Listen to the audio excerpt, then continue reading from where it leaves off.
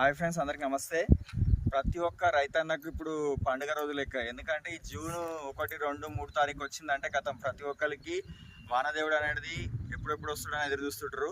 మా తెలంగాణలో మాత్రం సంగారెడ్డి జిల్లా పొట్టిపల్లి గ్రామంలో వర్షం అయితే రాత్రి పడ్డది. ఆ వర్షానికి మేమైతే పత్తిత్తులు వేద్దామని వచ్చినాము, పూజ చేస్తున్నాం. ప్రతిసారి పత్తిత్తులు వేసే ముందు ఖచ్చితంగా పూజ చేస్తాం అనమాట. శనికాడికి వచ్చి ఒక 10-15 ఇత్తులు ఇట్లా నాటుతుంటాము. ఈ నాటి పూజ చేసి కొబ్బరికాయ కొట్టిన తర్వాతనే మనం అచ్చు కొట్టి అప్పుడు పత్తిత్తులు వేసుకొని నడుస్తుంటుంది.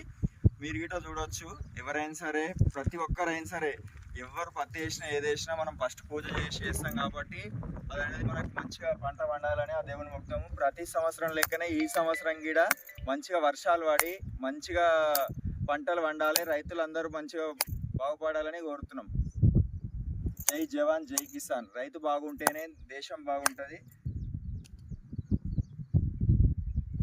అసలు ఈ టైంలో ఈ జూన్లో ఎక్కడ చూసినా ఏ టైంలో ఎక్కడ చూసినా కానీ పంటలు మొత్తం నల్లగా ఉంటాయి. ఇంకొక 10-15 రోజులు అయితే మొత్తం పచ్చగా అయిపోతాయి.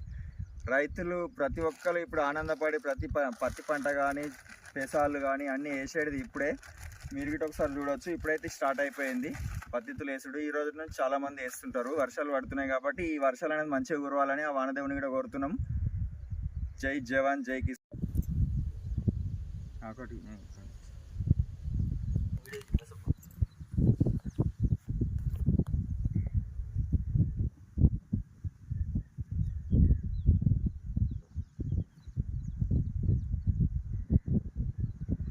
అక్కడ వేసాను చాలా మరి ముహూర్తంకి అయితే ఇంతే కదా. పూజ అయితే కంప్లీట్ అయిపోయింది.